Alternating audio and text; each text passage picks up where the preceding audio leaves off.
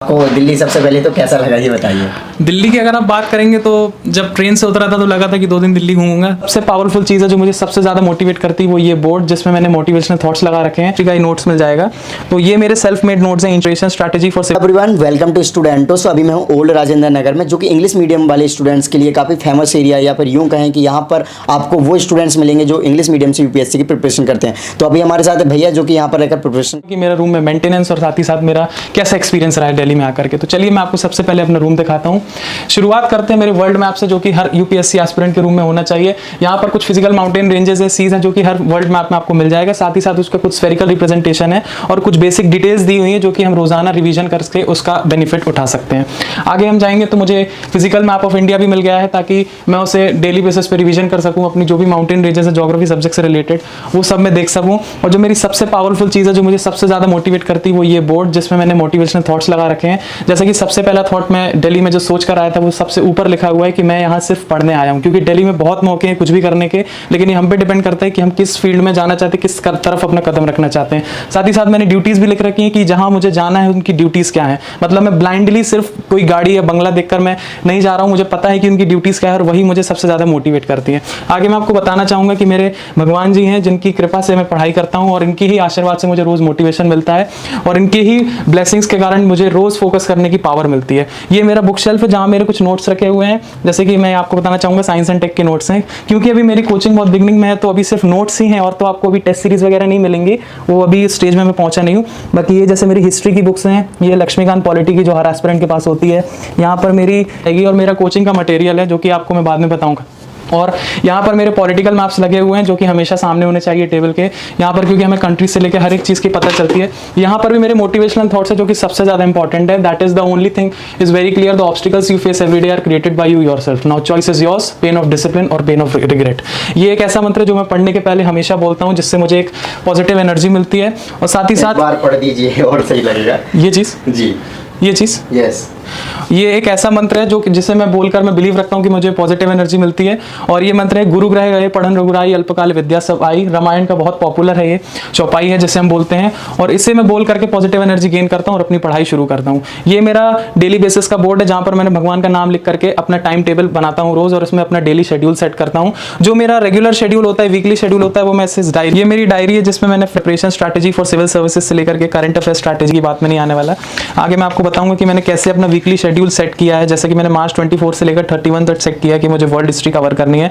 31 of March तक मैं अपनी वर्ल्ड हिस्ट्री खत्म कर दूंगा, और ये मैंने टारगेट अल्टीमेटली लिखा हुआ है कि completion of world history NCERT by 31 March. तो इस तरह का ये मेरा वीकली शेड्यूल है। मैं आपको दूसरी डायरी दिखाना चाहूंगा जो कि एक नोटबुक की तरह है। इसमें मैं अपनी हिंदू पढ़ने के जो भी वर्ड मीनिंग्स रहते हैं जो मुझे नहीं समझ आते, मैं उन्हें नोट डाउन करता हूँ, जैसा कि आप देख सकते हैं। और ऐसे मैंने बहुत सारे वर्ड नोट डाउन कर रखे हैं और जब मुझे फ्री टाइम मिलता है तो मैं इनका रिवीजन करता हूँ।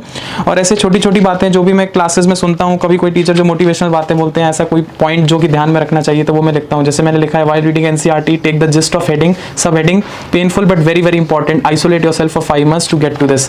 इसी तरह के मैंने सारे छोटे छोटे पॉइंट्स लिख रखे हैं। जैसे कि मैंने यहाँ लिखा है the pain is just for 4 months and then you will lead the game. तो इसी तरह की छोटी छोटी बातें जो टीचर्स बोलते हैं जो मुझे असरदार लगती हैं, ये सारी बातें मैं नोट डाउन कर लेता हूँ।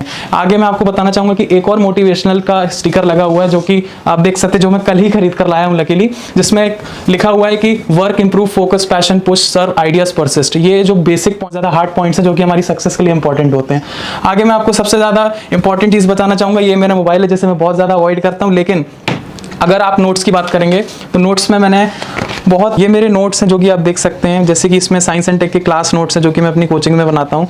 इसमें जैसे कि आप देख सकते हैं अभी एनर्जी पार्ट चल रहा है तो मैंने उसी का बेसिक से लेकर के जो भी उसके की पॉइंट्स है वो नोट डाउन किए, जैसे nuclear power programme, nuclear weapon programme, Iran India deal, nuclear liability act. तो इसी तरह के नोट्स हैं और फिर उसके आगे मैंने डिटेलिंग कर रखी है कि कैसे क्या इंडिया अमेरिका के बीच में क्या डील्स हैं, इंडिया ईरान के बीच में क्या डील्स है, किस तरह इंडिया न्यूक्लियर पावर बना। और साथ ही साथ हम ये जानते हैं कि इंडिया न्यूक्लियर टेक्नोलॉजी के लिए पूरे वर्ल्ड में सबसे पहली कंट्री थी। मेरे मॉडर्न हिस्ट्री के नोट्स हैं, जैसा कि आप देख सकते हैं कि आपको समझ में आ जाएगा कि मैंने इंडिया के मैप्स बना करके पूरी ईस्ट इंडिया कंपनी और बाकी जो भी फैक्ट्रीज जहाँ जहाँ जिनने लगाई थी, जैसे पोर्टुगीज थे, फ्रेंच थे, इंग्लिश थे, उनके सबकी मैंने लोकेशन सेट कर रखी हैं।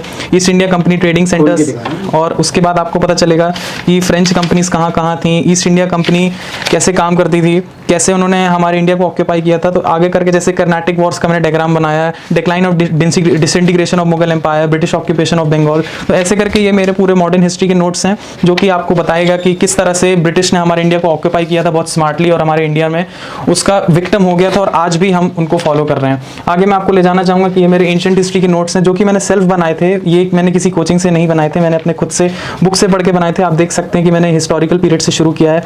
इसमें प्री हिस्ट्री है, लिटरेरी सोर्सेज, मैंने पहले सोर्सेज लिखे हुए हैं, फिर उसके सोर्सेज के टाइप्स हैं जैसे लिटरेरी सोर्सेज, आर्कियोलॉजिकल सोर्सेज, और उसके बाद फिर मैंने जो भी टेक्स्ट बुक्स हैं, जो भी जिसको बोलना चाहिए स्टडी टेक्स्ट हैं, स्मृति टेक्स्ट हैं, ये सारे टेक्स्ट मैंने लिखे हुए हैं। ऐसे ही जैनिज्म, बुद्धिज्म, जो भी एंशिएंट हिस्ट्री के टॉपिक्स हैं वो सारे मैंने इनमें नोट डाउन कर रखे हैं, जितना मुझसे हो सका। तो मैंने कोशिश की है कि मैं नोट्स का हैंड आउट बना के उसको रिवीजन के लिए आगे रख सकूं। तो ये मेरे खुद के सेल्फ मेड नोट्स हैं, इसमें किसी कोचिंग का हाथ नहीं है। और यहाँ आप देख सकते हैं मैंने सारी प्लेसेस, जैसे इंडस वैली सिविलाइजेशन की सारी प्लेसेस मैंने नोट डाउन करके रखी हैं, और आपको ऐसे करके मेरी सारी एंशिएंट हिस्ट्री का ही नोट्स मिल जाएगा। तो ये मेरे सेल्फ मेड नोट्स हैं एंशिएंट हिस्ट्री के। और भी इसी तरह अभी क्योंकि मैं एक बिगिनर हूँ तो अभी तो मैंने इतने ही नोट्स बनाए हैं, और बाकी आपको धीरे धीरे दिख जाएगा कि अभी फिलहाल बुक्स ही रखी हुई है, अभी किसी तरह की कोई टेस्ट सीरीज तो नहीं है, लेकिन डेफिनेटली आने वाले समय में उम्मीद करता हूँ कि मैं टेस्ट सीरीज सॉल्व करने लायक हो जाऊंगा। अपना नाम बताइए और आपका एजुकेशन बैकग्राउंड क्या है? मेरा नाम आयुष तिवारी है, और अगर आप मेरे एजुकेशन बैकग्राउंड की बात करें तो मैं अपने सिटी से ही पढ़ा हूँ, मैं मध्य प्रदेश जबलपुर से हूँ, और 12th मैंने क्राइस्ट स्कूल ISC से की है। और मैं बताना चाहूँगा कि मैंने 11th-12th साइंस स्ट्रीम से किया था, लेकिन UPSC प्रिपरेशन के सपोर्ट में मैंने आर्ट्स बैकग्राउंड लिया, जिसमें मेरा सोशियोलॉजी, हिस्ट्री और पॉलिटिकल साइंस सब्जेक्ट्स हैं। ओके, सो आपको कब लगा कि आपको UPSC की प्रिपरेशन करना चाहिए, या फिर आपको मोटिवेशन कहाँ से मिला? UPSC की प्रिपरेशन अगर आप कहें तो मुझे सबसे पहले तो बहुत छोटे से ही था, क्योंकि मेरे पापा पुलिस सर्विस में ही हैं। जी, तो आपके पापा कौन से पोस्ट पे हैं? मेरे पापा भी फिलहाल असिस्टेंट सब इंस्पेक्टर हैं। ओके। तो शुरू से ही मुझे था कि किसी न किसी गवर्नमेंट सेक्टर में ही मुझे पावर अथॉरिटी गेन करनी, क्योंकि मुझे बचपन से ही शौक था कि कोई ऐसी अथॉरिटी हो मेरे पास जिससे मैं चेंजेस ला सकूं। साथ ही साथ मुझे ये भी चाहिए था कि मुझे यूनिफॉर्म से बहुत प्यार था, तो इसलिए मेरे पेरेंट्स ने भी मुझे सपोर्ट किया। और जैसे जैसे मैं धीरे धीरे एक्सप्लोर करता गया और लाइफ में जब करियर ऑप्शंस देखा तो मुझे समझ में आया कि UPSC मेरे लिए बेस्ट ऑप्शन है, क्योंकि यहाँ पे जो मेरा सेंस ऑफ डिसिप्लिन है वो भी सूट करता है, और साथ ही साथ जो मेरी पर्सनालिटी है वो मेरे पेरेंट्स का भी बिलीव और मेरा भी बिलीव है कि इसके लिए बेस्ट सूट करती है। अब मैं आगे अपने एफर्ट से देखता हूँ कि मैं उसे गेन कर सकता हूँ। ओके, सो अभी आप एक बिगिनर हो, तो आपकी बिगिनर के अकॉर्डिंग देखा जाए तो सबसे सही कोच ढूंढना। तो एक बिगिनर में सबसे ज़्यादा मुझे वही प्रॉब्लम आया था कि मुझे सही कोच मिलना चाहिए, और उसके लिए मैंने बहुत एफर्ट्स भी लगाए, और फाइनली मैं एक अच्छी जगह पाऊँ जहाँ जिस इंस्टीट्यूट से मैं पढ़ रहा हूँ। तो एक बिगिनर की तरह फिलहाल तो मेरा थोड़ा सा प्रॉब्लम रहा, लेकिन उसके बाद मैं अभी सही ट्रैक पर हूँ। ओके, सो आपको कितना टाइम हो गया प्रिपरेशन करते हुए? अगर आप प्रिपरेशन की बात करेंगे तो लगभग मुझे 1 to 1.5 ईयर्स हो गया है, लेकिन अगर आप थोड़ा सा प्रॉपर एफर्ट वाली प्रिपरेशन की बात करेंगे तो 2020 जून से मैंने लॉकडाउन के थ्रू ही सेल्फ स्टडी से अपना प्रिपरेशन स्टार्ट किया था। ओके, सो कितना टाइम हो गया आपको दिल्ली में आए हुए? दिल्ली में आए हुए मुझे नियरली 1 मंथ हो चुका है। मैं 1 मार्च से यहाँ रह रहा हूँ, तो लगभग मुझे 1 मंथ होने जा रहा है। सो आपको दिल्ली सबसे पहले तो कैसा लगा ये बताइए? दिल्ली की अगर आप बात करेंगे तो जब ट्रेन से उतरा था तो लगा था कि 2 दिन दिल्ली घूमूंगा, लेकिन उसके बाद जब समझ में आया कि करियर बहुत जगह घुमाने वाला है, पूरी दुनिया घुमाने वाला है, तो फिर मैंने फैसला किया कि दिल्ली घूमने का भी वक्त नहीं है मेरे पास। तो दिल्ली में आकर के अभी मुझे अच्छा तभी लगता है जब मैं एफर्ट्स लगा रहा हूँ, और जब नहीं लगाता हूँ तब अच्छा नहीं लगता है। तो बेसिकली हम पे डिपेंड करता है कि हमें दिल्ली अच्छा लग रहा है या अपना शहर अच्छा लग रहा है। तो इसलिए फिलहाल अगर देखा जाए जो मेरा स्टडी स्पीड है, जो स्टडी पैटर्न है, तो फिलहाल तो मुझे दिल्ली बहुत अच्छा लग रहा है। अच्छे नए नए लोगों से मिलने का मौका मिल रहा है, तो स्टडी वाइज तो मुझे दिल्ली बहुत अच्छा लग रहा है, लेकिन बहुत सी चीज़ें जिनसे हमें बचना भी है, जिसमें आप भी बहुत वाकिफ होंगे। जी, ओके, सो आपका अभी देखा जाए तो फ्रेंड सर्कल किस तरीके से बना, या फिर काफ़ी प्रॉब्लम आ रही है बनाने? फ्रेंड सर्कल तो मैं बोलूँगा कि भगवान की ऐसी कृपा थी कि डे 1 से ही मेरे फ्रेंड्स बन गए थे। जो मेरे कोमेट्स हैं जो साथ में रहते हैं, तो कॉमन फ्लोर में जो आजू बाजू रूम्स में, तो मेरा सबसे इंट्रोडक्शन डे 1 से ही हो गया था। वो किस चीज़ की प्रिपरेशन कर रहे हैं? वो भी UPSC की प्रिपरेशन कर रहे हैं, और अभी वो भी अपनी लाइफ को फिगर आउट कर रहे हैं कि उनको कौन सी इंस्टीट्यूट ज्वाइन करना है। तो अभी वो सेल्फ स्टडी कर ही रहे हैं, साथ ही साथ वो इंस्टीट्यूट। ओके, सो आप उनके सारे क्या ग्रुप डिस्कशन वगैरह करते हो? जी, मैं उनके साथ ग्रुप डिस्कशन करता हूँ, और साथ ही साथ अभी हम लोगों ने इंग्लिश लैंग्वेज में भी अपना कॉन्वर्सेशन शुरू किया, क्योंकि हम लोग तीनों का इंग्लिश मीडियम है। तो इस कारण से हमने कोशिश की है कि हम इंग्लिश लैंग्वेज में शुरू करके उसको कम से कम एक अच्छे लेवल पे ले जा सकें, ताकि हम फ्लुएंट हो सकें। ओके, सो अगर हम बात करें, आप क्या टाइम टेबल फॉलो कर रहे हो अपनी स्टडी को कंटिन्यू करने के लिए? क्योंकि आपने अपने रूम में काफ़ी चीज़ें डेकोरेट करके रखी हैं, फिर काफ़ी डिसिप्लिन वे में आप चीज़ें कर रहे हो, जैसे कि डायरी बनाना, डे का आप टाइम टेबल बना रहे हो। तो इस चीज़ को पहले तो बहुत थैंक यू सो मच कि आपने रूम की तारीफ की। तो मैं आपको बताना चाहूँगा कि डिसिप्लिन मेरा शुरू से ही एक बहुत बड़ा जिसको बोलना चाहिए पॉइंट ऑफ फॉलोइंग रहा है। Yes. तो डिसिप्लिन की अगर आप बात करें तो मैं सुबह 6 बजे उठ जाता हूँ और 6 बजे उठ के सबसे पहले मैं फ्रेशन अप होकर पार्क चला जाता हूँ। गंभीर साहब का जो घर है उनके बाजू में जो पार्क है, तो वहाँ जाके मैं योगा और मेडिटेशन का अपना पूरा 1.5 घंटे का सेशन करता हूँ। फिर लौट के आकर के मैं अपना नहाना धोना जो भी काम होता है, ब्रेकफास्ट वगैरह करना, वो सब करता हूँ और फिर मैं अपना पेपर बैग में डालता हूँ, सीधे कोचिंग के लिए निकल जाता हूँ और वहाँ जाकर ही मैं अपना पेपर पढ़ता हूँ। और उसके बाद जब फैकल्टी आ जाती है तो हमारी कोचिंग स्टार्ट होती है। लौट करके लगभग 1:45 बज जाता है और 1 बजे मेरा खाने का टाइम मैंने सेट कर रखा है। तो आ करके मैं बैग रखता हूँ, थोड़ा बहुत फ्रेशन अप होता हूँ और खाना खाने चला जाता हूँ। और फिर दोपहर में मैं 2 बजे से पढ़ाई शुरू करता हूँ तो शाम के 7 बजे तक पढ़ता हूँ। फिर खाना खाने जाता हूँ और फिर खाना खाने के बाद 10-15 मिनट वॉक करके जिसमें डाइजेशन हो जाए, फिर मैं ऐसे रात के 10 बजे तक कोशिश करता हूँ कि अपनी पढ़ाई खींच सकूँ और फिर मैं सो जाता हूँ 10 बजे। ओके, सो आपने क्या स्ट्रेटजी बनाई है कि किस तरीके से आप चीज़ों को पढ़ोगे या एनसीईआरटी का कैसे क्या? स्ट्रैटेजी की अगर आप बात करें तो हर एक एस्पिरेंट की डिफरेंट स्ट्रैटेजी होती है। अगर आप मेरी स्ट्रैटेजी की बात करें तो अभी सबसे पहले मैंने ये फॉलो किया है कि जो मैं टारगेट्स बनाऊं उनको मैं वक्त पे पूरा कर सकूं, इसलिए मैंने अभी छोटे छोटे टारगेट्स रखे क्योंकि मैं भी एक बिगनर हूं तो मुझे भी एक्सपीरियंस लेना भी है। तो उसके लिए भी मैंने वक्त निकाल रखा है कि अगर मैं कुछ नया सीखता हूँ तो उसको रिवीजन कैसे करना। तो अगर आप स्ट्रैटेजी पूछेंगे तो अभी एनसीईआरटी जैसा कि मैं एक बार पढ़ चुका हूँ तो अब उनको दूसरी तीसरी बार पढ़ने में इतना वक्त नहीं लगेगा। तो शुरुआत की स्ट्रैटेजी मैंने ये कि शुरुआत के 2-3 महीने मुझे एनसीईआरटीज खत्म करनी है, उसके बाद फिर मुझे अपने ऑप्शनल के लिए इनिशिएट करना है और फिर उसके बाद मैं एडवांस लेवल की बुक्स पर जाऊंगा। तो अगर आप देखेंगे तो नियरली रफली 10 से 12 महीने की मेरी जो स्ट्रैटेजी वो यही है कि 3 महीने में एनसीईआरटीज करनी है, उसके बाद फिर ऑप्शनल कवर करना है और फिर उसके बाद मुझे एडवांस बुक ओके, तो जैसे आपने नोट्स दिखाए थे तो नोट्स आप किस तरीके से प्रिपेयर करते हो, किन किन चीज़ों का ध्यान रखते हो? सर नोट्स की सबसे पहली बात तो मैं ये ध्यान रखता हूँ कि नोट्स क्रिस्प हो लेकिन इतने भी क्रिस्प ना हो कि उसकी डिटेल फिक्स हो, जिसको बोलना चाहिए स्किप हो जाए। तो इसलिए मैं नोट्स में सबसे पहले ध्यान रखता हूँ कि मैं जो पढ़ रहा हूँ उसकी ऐसी डिटेल्स जो important exam point of view से प्रीवियस क्वेश्चंस देख करके उसके ही थ्रू मैं उसकी नोट्स बनाता हूँ। और अभी जो मैंने आपको नोट्स दिखाए बेसिकली वो क्लास नोट्स थे और अभी मेरे फाइनल नोट्स प्रिपेयर होना शुरू नहीं हुए हैं और मैंने आपको सिर्फ एंशिएंट हिस्ट्री के दिखाए। तो एंशिएंट हिस्ट्री के जो नोट्स हैं मैंने बहुत से प्लेटफॉर्म से भी मदद ली है, सेल्फ स्टडी से भी मदद ली और बहुत से डिफरेंट सोर्सेस। तो मैं उनको एक्चुअली कलेक्टिवली एक जगह पर ला करके ये कोशिश करता हूँ कि छोटी से छोटी डिटेल तो नहीं लेकिन इतनी डिटेल कवर हो जाए कि एग्जाम पॉइंट ऑफ व्यू से रेलेवेंट हो। ओके, सो आप कोई एक ऐसी डे में चीज़ करते हो जो अदर यूपीएससी एस्पिरेंट से अलग हो तो बता सकते हो? सर एक चीज़ अगर आप डिफरेंट चीज़ की बात पूछेंगे तो हर एक एस्पिरेंट यही सोचता है कि मैं एक ऐसी चीज़ डिफरेंट कर रहा हूँ जो कि दूसरों से अलग है। तो अगर आप मुझसे पूछेंगे तो ये शायद बहुत से लोग करते होंगे लेकिन ये है कि मैं अपने प्रति ऑनेस्ट रहता हूँ और अगर मैं नहीं कर पाता हूँ तो मैं अपने आप को डांटता भी हूँ कि मैंने क्यों नहीं किया है। तो यही एक ऐसी यूनिक चीज़ मैं मानता हूँ कि बाकी लोग भी करते हैं। सो आपको काफ़ी टाइम हो गया, 1 महीने से ज़्यादा हो गया ओल्ड राजेंद्र नगर में, तो इंस्टीट्यूट वगैरह क्या अभी ओपन हो गए हैं सब?